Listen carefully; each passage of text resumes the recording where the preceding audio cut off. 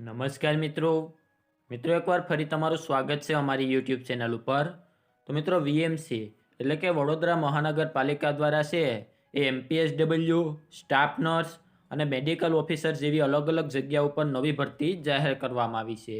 તો કેટલી જગ્યા ઉપર ભરતી કરવામાં આવશે, તેના માટે શું લાયકાત જોશે, પગાર ધોરણ શું રહેશે અને તેના માટેનું ફોર્મ તમારે કેવી રીતે ભરવું, તેમની સંપૂર્ણ માહિતી આપણે આજના વિડીયોમાં મેળવવાના છે। એની પહેલાં અમારી ચેનલમાં પહેલીવાર આવ્યા હોય તો ચેનલને સબસ્ક્રાઈબ કરી દેજો, જેથી આવી માહિતી મળી રહે। તો ચાલો મિત્રો આપણે આજનો વિડીયો શરૂ કરીએ। તો મિત્રો આના માટે તમારે ફોર્મ ભરવા માટે સૌપ્રથમ તો છે એ www.vmc.government.in ની વેબસાઇટ ઉપર જઈ અને તમે 29/12/2023થી લઈ અને 12/1/2024 સુધી છે એ આના માટે ઓનલાઈન અરજી કરી શકશો। તો આપણે કેટલી જગ્યા ઉપર ભરતી થવાની છે તેમની વાત કરીએ તો મેડિકલ ઓફિસરની કરાર આધારિત 47 જગ્યા ઉપર ભરતી કરવામાં આવશે। સ્ટાફ નર્સની કરાર આધારિત 56 જગ્યા ઉપર ભરતી કરવામાં આવશે। એમપીએસડબલ્યુ મેલ કરાર આધારિત 58 જગ્યા ઉપર ભરતી કરવામાં આવશે અને સિક્યોરિટી ગાર્ડની 59 જગ્યા ઉપર છે એ ભરતી કરવામાં આવશે। અને આના માટે તમારે ફક્ત ઓનલાઈન અરજી જ સ્વીકારવામાં આવશે। જો તમે ઓફલાઈન કે ટપાલ દ્વારા અરજી કરશો તો તે સ્વીકારવામાં નહીં આવે। તો હવે આપણે જગ્યા પ્રમાણે છે તેમની શૈક્ષણિક લાયકાત અને પગાર શું રહેશે તેમની વાત કરીએ। તો મેડિકલ ઓફિસરની વાત કરીએ તો તેના માટેની શૈક્ષણિક લાયકાત છે એમબીબીએસ ગુજરાત મેડિકલ કાઉન્સિલમાં રજિસ્ટ્રેશન કરાવેલું હોય તે જરૂરી છે અને તેના માટેનો પગાર રહેશે 70,000। ત્યારબાદ બીજી ભરતી છે સ્ટાફ નર્સ। તો તેમની વાત કરીએ તો ઇન્ડિયન નર્સિંગ કાઉન્સિલ દ્વારા છે એ માન્ય સંસ્થામાંથી બીએસસી નર્સિંગનો કોર્સ કરેલો હોવો જોઈએ અથવા ઇન્ડિયન નર્સિંગ કાઉન્સિલ દ્વારા માન્ય સંસ્થામાંથી જનરલ નર્સિંગ ડિપ્લોમા અને મિડવાઇફનરીનો કોર્સ કરેલો હોવો જોઈએ। ત્યારબાદ ગુજરાત નર્સિંગ કાઉન્સિલમાં છે એ રજિસ્ટ્રેશન કરેલું હોવું જરૂરી છે અને બેઝિક કોમ્પ્યુટરનો સર્ટિફિકેટ કોર્સ કરેલો હોય તે જરૂરી છે। તેમના માટે છે 13,000 પગાર રહેશે। ત્યારબાદ એમપીએસડબલ્યુની વાત કરીએ તો તેના માટે 12 પાસ અને સરકાર માન્ય સંસ્થામાંથી એમપીએસડબલ્યુનો 1 વર્ષીય તાલીમ કોર્સ અથવા 12 પાસ અને માન્ય સંસ્થામાંથી સેનેટરી ઇન્સ્પેક્ટર એટલે કે એસઆઈનો કોર્સ કરેલો હોવો જોઈએ અને તેમની સાથે બેઝિક કોમ્પ્યુટરનું સર્ટિફિકેટનો કોર્સ પણ કરેલો હોવો જોઈએ। તેમનો પગાર રહેશે 13,000।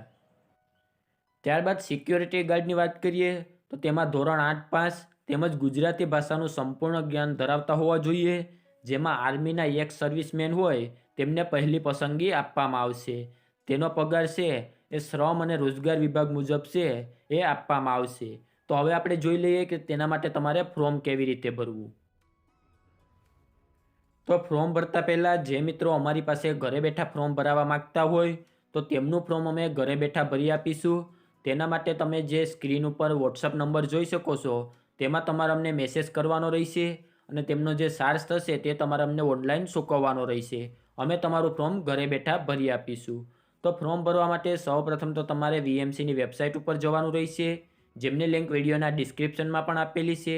અન્યથા તમારી પાસે જે કોઈ પણ વેબ બ્રાઉઝર હોય તેમાં તમારે વીએમસી ગવર્મેન્ટ સર્ચ મારવાનું છે એટલે તમે વેબસાઇટ ઉપર આવી જશો।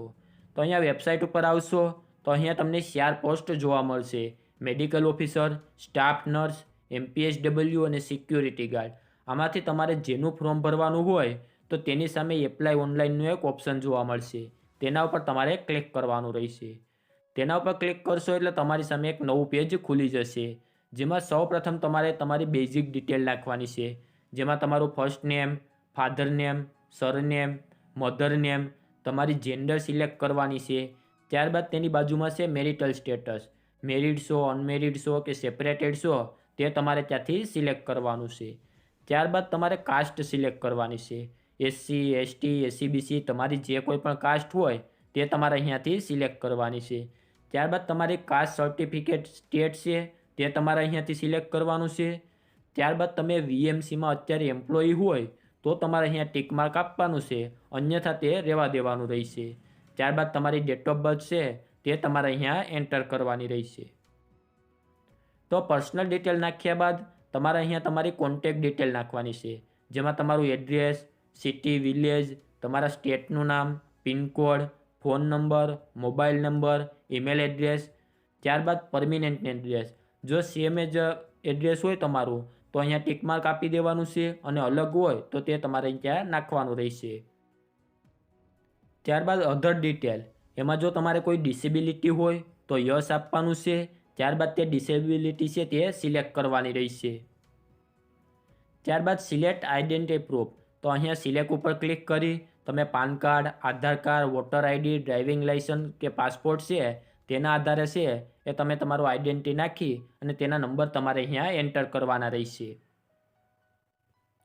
ત્યારબાદ તમારે અહીંયા તમારી એજ્યુકેશન ડિટેલ નાખવાની છે, જેમાં એજ્યુકેશન ડિટેલમાં તમારી ડિગ્રી, બોર્ડ, યુનિવર્સિટીનું નામ, કયા સ્ટેટમાંથી કરેલું છે, ગ્રેડ, ક્લાસ અને પાસિંગ યર તે તમારે અહીંયા નાખવાની રહેશે. ત્યારબાદ પ્રોફેશનલ કોર્સ, એટલે કે તમે જેના માટે ફોર્મ ભરો છો તેના માટે તમારે કોઈ એક્સપિરિયન્સ હોય તો તે એક્સપિરિયન્સની ડિટેલ છે તે તમારે અહીંયા નાખવાની રહેશે. ત્યારબાદ લેંગ્વેજ, તમે ગુજરાતી, હિન્દી અને ઇંગ્લિશ લખી, વાંચી અને બોલી શકો છો તે તમારે તમારા મુજબ છે અહીંયાથી ટિક માર્ક કરવાનું રહેશે. ત્યારબાદ નીચે તમારો ફોટોગ્રાફ છે તે અપલોડ કરવાનો છે. અહીંયા ટિક માર્ક કરી અને સબમિટ બટન ઉપર ક્લિક કરવાનું રહેશે. તો આવી રીતે તમારે ફોર્મ ભરવાનું રહેશે. જો આને લગતી બીજી કોઈ માહિતી જોતી હોય તો નીચે કોમેન્ટ બોક્સમાં જણાવી દેજો, જ્યાં તેમનો રિપ્લાય આપી દઈશ. અને જે મિત્રો ઘરે બેઠા અમારી પાસે ફોર્મ ભરાવા માગતા હોય તો સ્ક્રીન ઉપર વોટ્સઅપ નંબર આપેલા છે, તેમાં અમને મેસેજ કરી અને ઘરે બેઠા તમારું ફોર્મ ભરાવી શકો છો. તો આજના વિડીયોમાં આપવામાં આવેલી માહિતી સારી લાગી હોય તો વિડીયોને લાઇક કરી દેજો, અને અમારી ચેનલમાં પહેલીવાર આવ્યા હોય તો ચેનલને સબસ્ક્રાઈબ કરી દેજો, જેથી આવી માહિતી મળી રહે.